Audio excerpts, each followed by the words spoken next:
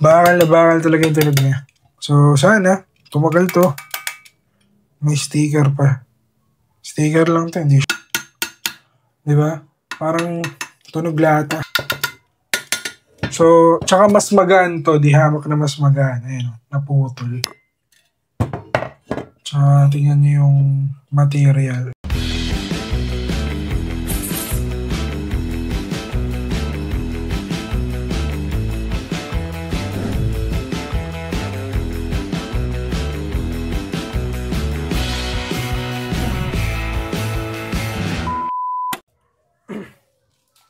Noong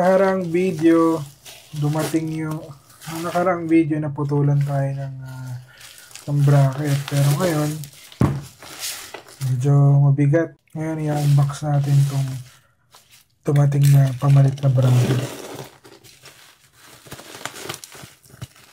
Yung nakaraan na nabili natin, alloy.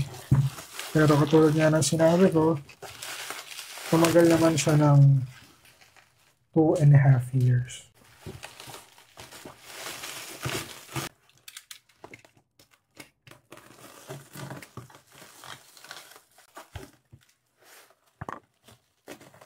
So itong bago natin,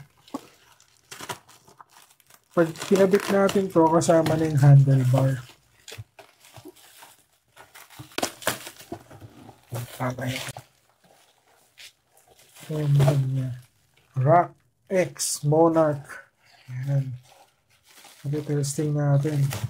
Mas mabigat to dun sa timbang niya compare dun sa naputol. So ito na yung bracket. Mas mabigat siya compare dun sa isa. Bukod dun sa bracket, may kasama na rin siyang mga tools. Bolts. Sorry. Tsaka washer. Natin. Ito yung gilid niya. Talagang mas mabigat to kumpara dun sa nauna na siya naputol. Testingin natin yung tunog.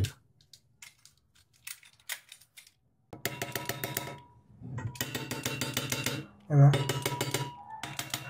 Bakal na bakal talaga yung tunog niya. So sana tumagal to. Ikukumpara naman natin ngayon. Itatabi muna natin yung bago. Papakita ko sa inyo yung luma. Ayan. Medyo may alikabok pa, hindi ko pa nalinis. Pero kung papakinggan nyo, di ba? Parang tunog lata.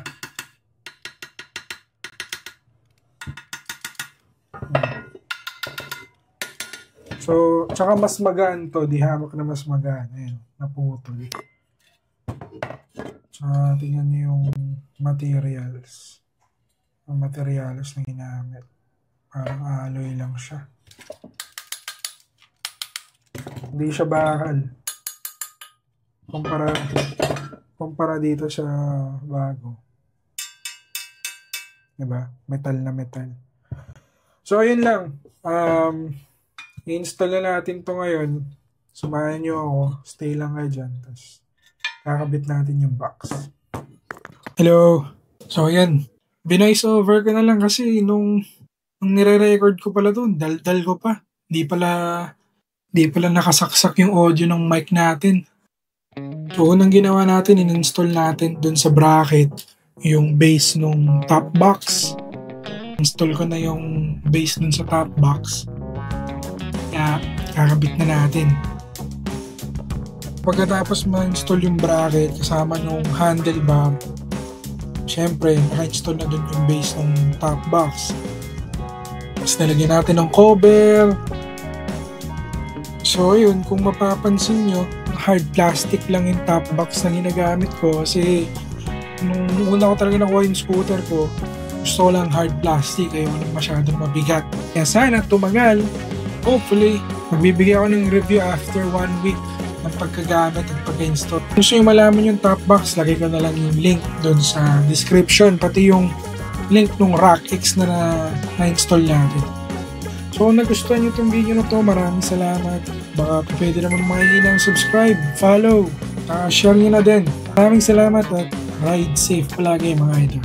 Thank you! Paalam!